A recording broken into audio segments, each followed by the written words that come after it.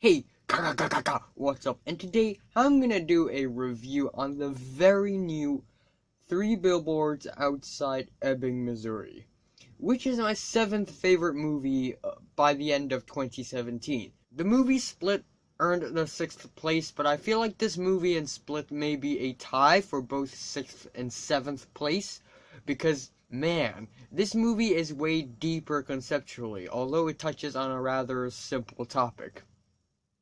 Anyway, this movie stars Frances McDormand, the go-to actress for a brutal, dark comedy. Lucas Hedges, you may know him from Manchester by the Sea, Woody Harrelson, and much more.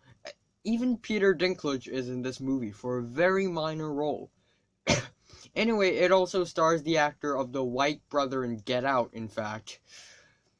It's a fun fact. Anyway, this movie is about Mildred Hayes. Her daughter was raped and murdered, and the police still hadn't arrested anyone. So about a year later, she put up 3 billboards saying, "How come Chief Willoughby still no arrests? Raped while dying."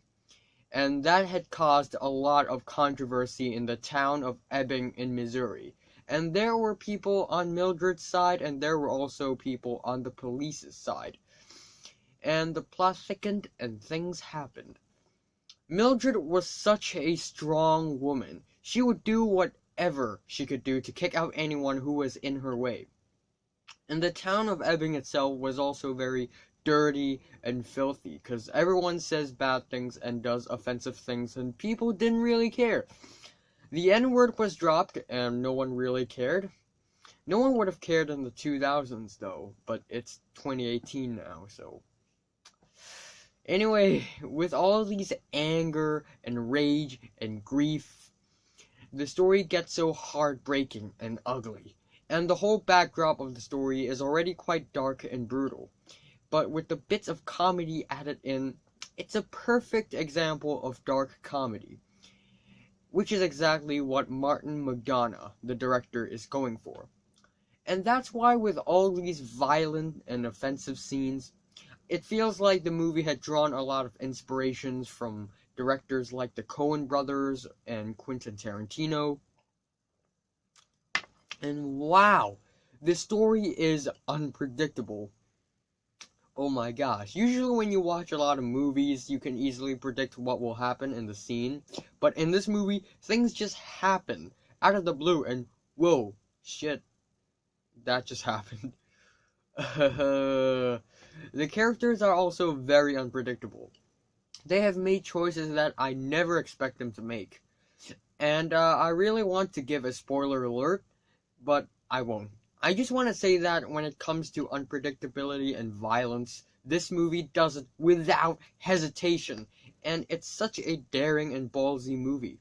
It has its dramatic moments, but it also has its comedic moments. And in the comedic moments, there are multiple times that I actually had a good chuckle and a good laugh while watching. Most of the jokes landed, and landed perfectly on a dark topic, which is what I really love.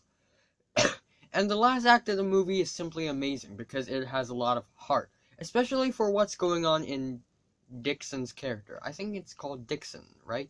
Sam Rockwell's character. Well, anyway, his character arc is kind of inspiring because the person he wronged forgave him, and then he started to forgive others who wronged him. So that's kind of inspiring.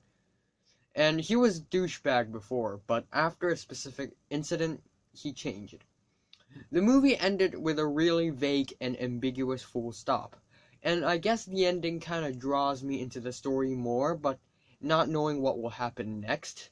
The ending could have been built up to an even higher climax, but, oh well. It's good enough, I guess. Overall, it is a great movie that has a very thoughtful and inspiring story that thickens from a very simple event. It is a dark comedy, and yes, there are a lot of brutal and offensive but funny scenes. And the story is unpredictable and entertaining, also. The ending kind of fizzes out, but it's alright, I guess. The acting performances is stunning. Frances McDormand is a badass in this movie. Sam Rockwell is great. Sam Rockwell literally transformed into his character for this movie.